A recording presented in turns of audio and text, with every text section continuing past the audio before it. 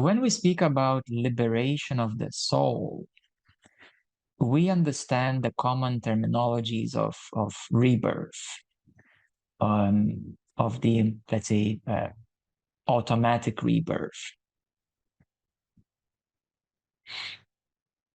So that is something which is working with karma, and therefore it doesn't give many choices. Now, what is karma? That's a big topic, and rebirth, reincarnation is another large topic. But to put it very simply, karma is disbalance, impurity, distortion. That's what is karma. It's a disbalance, impurity, distortion. And reincarnation, well, it simply happens so that the soul, since it holds those impurities that attract its experience to the denser matter, so it reincarnates to keep experiencing and balancing itself, to balance it out, to clean itself up, to finish to kind of clean up the mess, we may say. So we may say less of a choice reincarnation is for those souls who have accumulated a big baggage, we may say. They experienced a lot of 3D stuff that they kind of more and more accumulated more density in their energetic vehicles, and therefore they have to clean it up because they can't be easily in the higher densities because they're carrying lots of luggages, too many luggages with them. So they got to clean it up. So once a being cleans up the densest stuff, the densest energies, conditionings, the densest desires and passions and lusts and judgments and anger and so on at the densest level, like rough, dense stuff, then the soul becomes freed from that.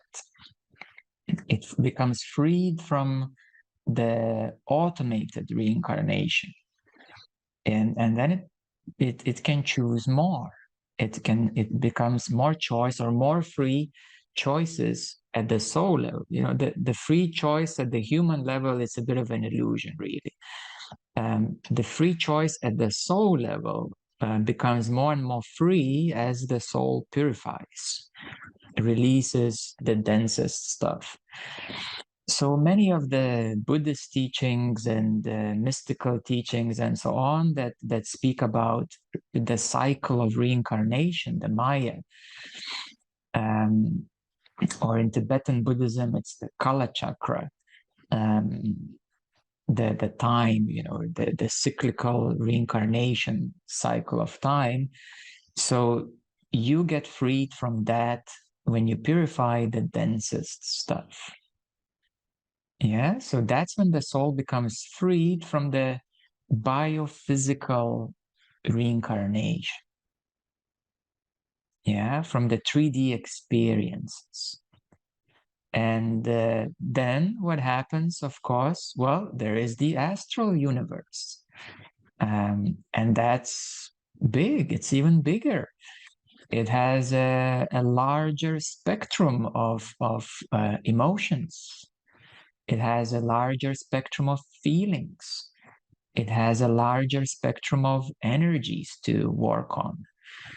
So then you begin your purifications at the astral universe level.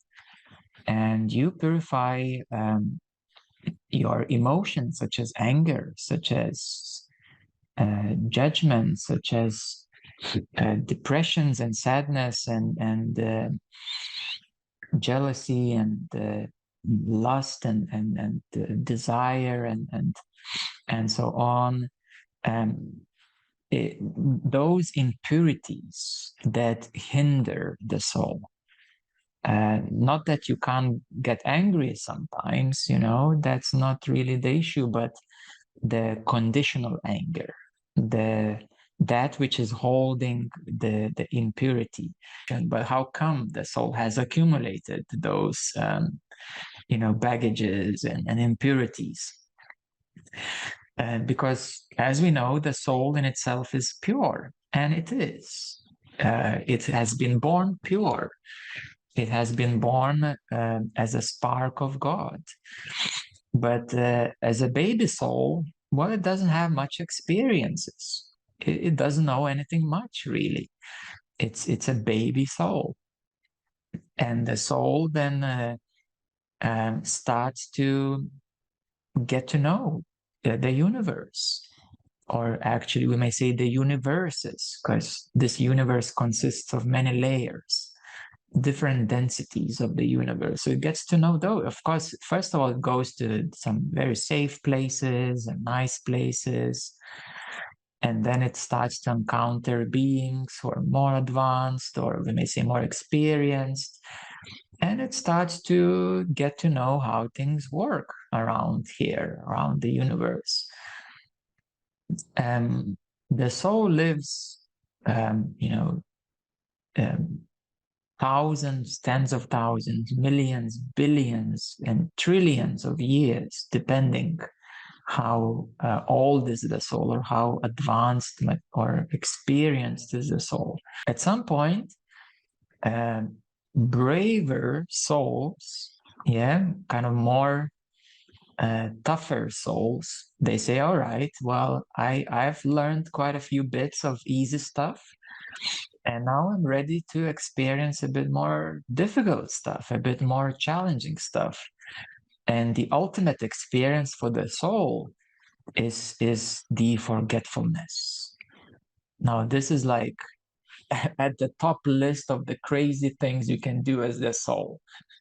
To forget that you are connected with God, that essentially you are God, and to even forget all of that, forget the past life. Now that's even more crazy, to forget even the past life, the past experiences. Now this is like really at the top of the top of the top list. what how crazy it can get and how interesting it can get from the perspective of the soul. So therefore, the tougher souls, the more courageous souls, they said, well, all right, let's give it a go. Let's experience the astral universe. It's a lot denser. And the physical universe is pretty new, actually. It came into manifestation only 14 billion and a half years ago. That's a pretty new deal, actually, because the astral universe is, if I'm correct, and maybe who else done a bigger research, it's probably a couple of trillion years old, the astral universe. So it's way older. So the physical universe is pretty new. And they say, oh, well, that's a new playground. Let's experience physicality. So that's how the souls then came into more and more limited forms or denser forms to experience. And so due to many, many reasons, and this would be a whole big another topic of how the physical universe came into manifestation, and especially 3D and the further manipulations and the conditioning and forgetfulness, mind wipe, and so on, how it all came to be. It's another big topic, but keeping focus from the perspective of the soul, this is pretty funky stuff. This is like crazy stuff. This is like when you get back as a soul, you are like a hero. You did this. Because many other ones would say no. This is just like far out. Way too much. And so therefore, this is the real intention of the soul: to experience, to learn, to just to try things out. That's the intention of the soul. The soul itself knows it's never gonna get really lost. It's never going to be separate from God because it's impossible. It's literally impossible. And then the only issue comes in that with too much reincarnational cycles, there is a bit too much of a baggage that starts holding the soul back. And that's where we are right now. Hello, your name is this and that. You woke up into this world without memory, and and now you're asking these big questions. Is there life out there? Or is there somebody above? Do I have a soul? And these are the funniest questions that the soul would ever hear, popping in your head.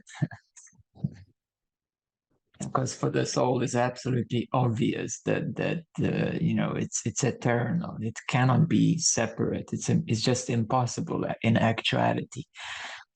So the mind is interesting thing. It's interesting mechanism. So this is what is liberation. So the soul gets liberated. And now, of course, you understand that the word liberation now comes from the lower perspective. Yeah, because from the higher perspective, it is already liberated, the soul. It has nothing to liberate, actually, from the higher perspective. It's just a baggage of disbalances, accumulated disbalances. But now, from the 3D perspective, we're speaking about liberation or more freedom. Yes, more reconnection, more conscious living, more freedom, and enjoying the beauty of the soul that you are. Because you have this lifetime, and that's where you decide. Do you want to keep accumulating the baggage? Do you want to keep pretending that you don't know anything till the next lifetime comes? Or do you want to reconnect and start experiencing the beautiful things that you are? So therefore, the word liberation is from this perspective. And we now may understand that, we get liberated from the mechanical 3D reincarnational cycle. Then the soul becomes freed from the astral attachments. Then the soul becomes freed from higher and higher density attachments that kind of limit the soul, that limit it or keep disbalances, and that things are unhealthy.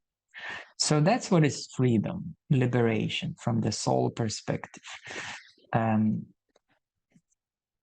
Now, in the more traditional spirituality, the enlightenment is seen as realization that you are not the soul itself. You are God itself. You realize from the limited soul perspective into the unlimited God perspective. That's one of the terms of enlightenment. Some traditions also speak of now there are different traditions, as I said, and some of them are focused on the 3D cycle, breaking that cycle. Some of them are focused on higher dimensional freedom, and eventually what is considered as the ultimate enlightenment and liberation is that the soul becomes pure, and it merges or realizes itself as the spark of God, that it is actually God, and this is just a form. And in the highest yogic traditions and so on, that would be considered as the highest level of enlightenment.